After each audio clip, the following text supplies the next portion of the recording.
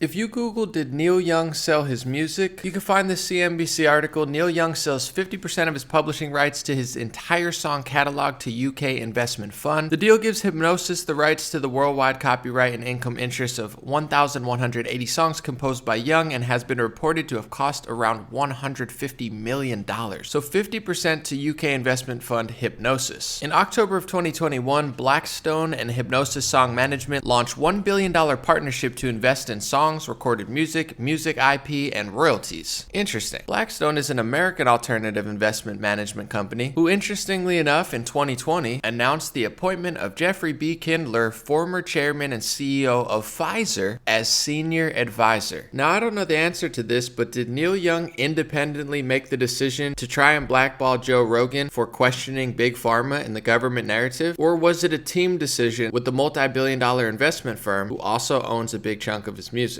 Now, I don't know Neil's true intentions, but it is important to realize that pharmacy lobbying is real and political lobbying is real. This is a Washington Post article from a few months ago talking about how the pharmaceutical industry was likely to shatter their record of lobbying. While our country is essentially being turned into a big pharma hospital authoritarian zone, they're doling out record amounts of money to politicians. And at a certain point in time, it's a fact that vaccine manufacturers had legal liability for lawsuits for any side effects, injuries, or deaths from their product. And a lot of that changed when Reagan signed the National Childhood Vaccine Injury Act. Here's a New York Times article from November 15th, 1986, saying Reagan signs bill on drug exports and payment for vaccine injuries. In it, I quote, it said, Mr. Reagan said he had approved the bill with mixed feelings because he had serious reservations about the vaccine compensation program. And in that article, it also admitted that Mr. Reagan's action came after heavy lobbying in favor of the bill by a broad-based coalition, including drug companies, physicians, and groups representing children and the elderly. So without getting too wordy, obviously lobbyists have been influencing politicians for decades, and I'll show you in a little bit that they're also trying to influence influencers, athletes, celebrities, and musicians. And now that Neil Young doesn't want people to say certain things, let's revisit a 2013 article by Rolling Stone in which I quote from the article, in an interview with Melody Maker in 1985, Neil Young backed Reagan's gun control policies and said of AIDS, if you go behind a supermarket and you see a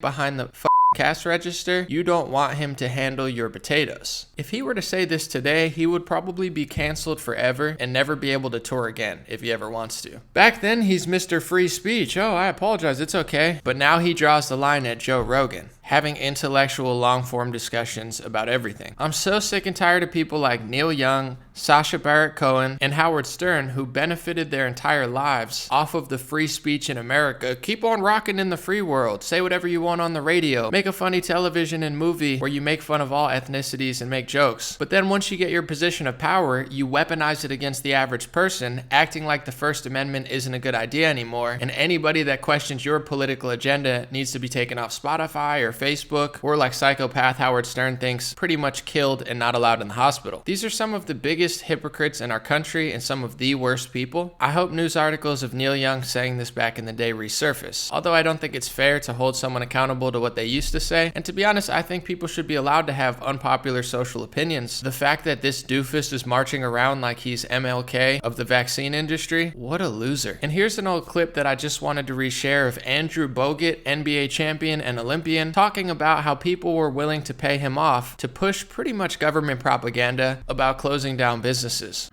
Whether you're an actor, an actress, a sports star, an influencer, from getting a nice boob job and looking good, I don't care.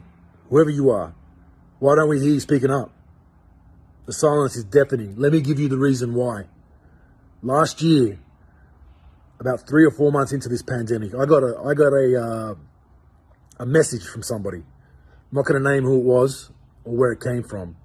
I got offered money to put out a public service announcement for you everyday plebs to stay home.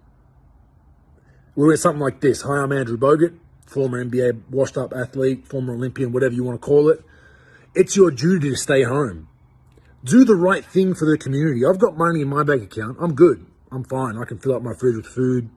Got cars. I can even somewhat get to different parts of the world if I really wanted to. But you, stay home. Do the right thing for the community. We are all in this together. I refuse to do that shit. And I was offered money for it. I don't need the money. You're right. I was offered money for it. I refused to do that shit. Now, that's a personal choice I made because I knew that I was that person that I'd be giving the message to when I was a kid. I was once that person that's told, you're not essential. Check the community, stay home. So put two and two together. Why do you think a lot of these people haven't put messages out? Why do you think they've put contra messages out saying, do the right thing? Oh, don't do this, don't do that. You got to stay home. You're not essential. I am. I can shoot my influencer video here on the beach and I'm deemed essential. Here's my media pass. But you're not essential. They're getting paid for that shit for the most part. Athletes that are in leagues all around Australia and even the world to an extent, I know for Australia for a fact because I've had people reach out to me, have been muzzled. Athletes that are on contract in our biggest leagues in Australia, AFL, NRL, whatever you want to call it, they've been told you are not to make anti-lockdown, anti-government statements on social media, period, no matter how drastic they are, because it affects our league staying open and you getting a salary. And it's not just Andrew Bogut, like he said. If they're asking him, they're asking everybody. I have friends personally that are musicians. I'm not going to name names, but they have been contacted by certain political groups to push pro-vaccine or pro-pharmacy content. Did you think Big Pharma just lobbied government? They'll pay a lot of people to push their narrative across, because as a business, they're making tens of billions of dollars off of mandates, coercion, and this new two-tiered society that is being ushered out. Let me know what you think in the comment sections. Hopefully you like that first part especially. Have a beautiful, beautiful week. I'll be back with more videos, and share this if you think anybody else would like this info. My Made in the USA winter merch is almost out, so if you wanted to check out one of these long sleeves, God is great and stay blessed, one of these sweatshirts, God is great and dream rare, and one of these white hats that I always wear, check it out now. Once I run out of the winter stuff, I'm not picking it up till next winter or possibly ever again. So check it out at dreamrare.com. Thank you to everybody who supports. I hope you like it and I hope you think it's very comfortable.